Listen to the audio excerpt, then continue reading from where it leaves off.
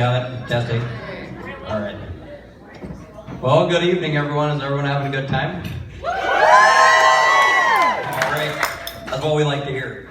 Well, I guess I'd like to first start off by thanking those who made this happen.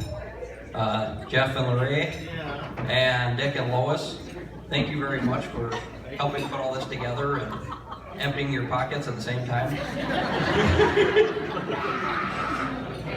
But I should also take a moment to thank some of the most important people here, and that would be the bartenders.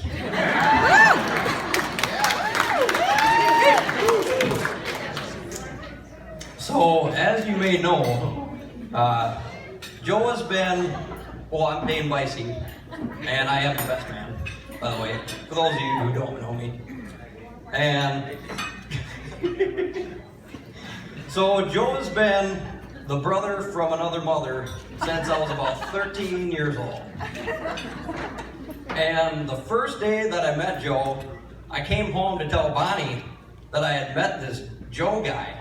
And she told me that this Joe guy was a troublemaker and I should do my best to keep my distance.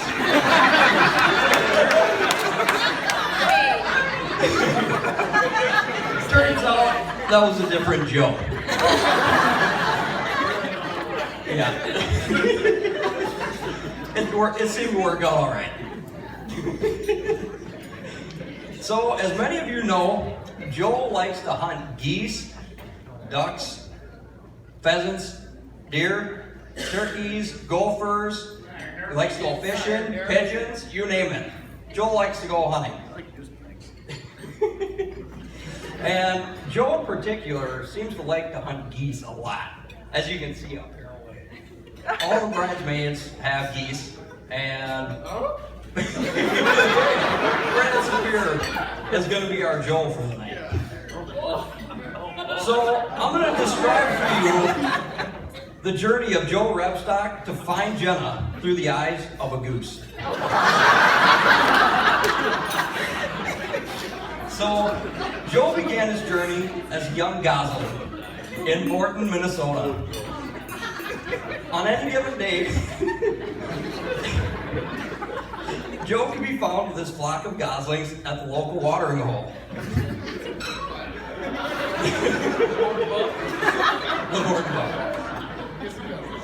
During his years as a gosling, he met other goslings who became his friends, like Dane, the best man goose. They spent their days fishing, golfing, hunting, and honking about whether the next duck that flew by was a mallard or a shoveler. For the record, Dane was right. It was a mallard. Joe spent all of his time with Dane because Dane was a far superior hunter, fisherman, golfer, and besides the putting. Dane taught Joe everything he needed to know to be a successful goose. When the time came for Joe to finally fledge, he began his migration to South Dakota State University in Brookings, South Dakota. For years, Joe would make the migration back and forth in search of adventure and finding that one special goose. Every time Joe would make this migration, he would always find these flocks of geese. They seemed so real. They were shaped like geese, they looked like geese, but they never moved. And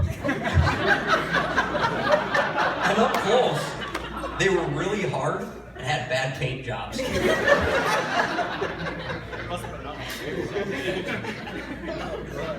So Joe would sit there and try to court these geese. He would shake his tail feathers. He would flap his wings.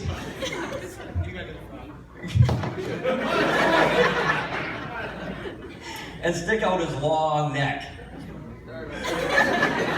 He would give them a sexy honk. But none of them would ever react to any of his smooth moves. On another annual migration from Minnesota to South Dakota, he had hit some turbulence from a storm, a winter storm. And luckily it happened over his friend's place in Marshall, Minnesota. And That place was Sandy, the Sandhill Crane.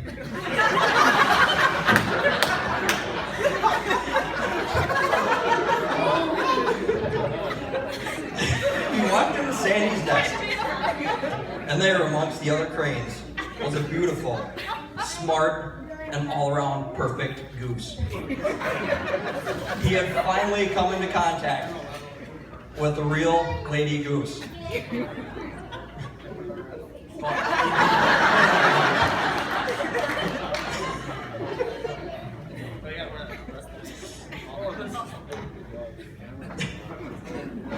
But all the geese he had seen on previous flights were all decoys, and he had no idea what to do when he met this beautiful goose. For 2 years, they were just friends, and Joe had no idea what to say to this beautiful goose. Finally, one day, he puffed up his breast.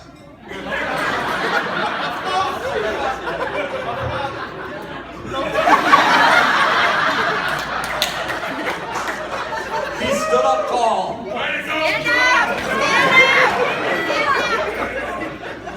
Stuck out his neck and honked. You know you want me, so you're gonna make this official or what?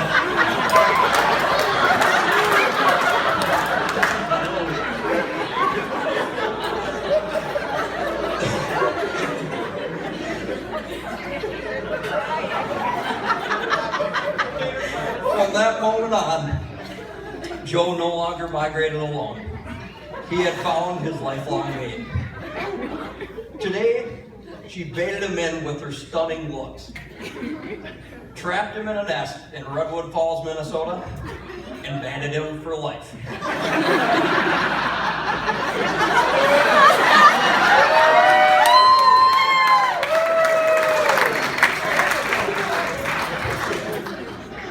So, in celebration of Joe and Jenna's special day, let's all raise our glasses and celebrate the banding of Joe and Jenna Repstock.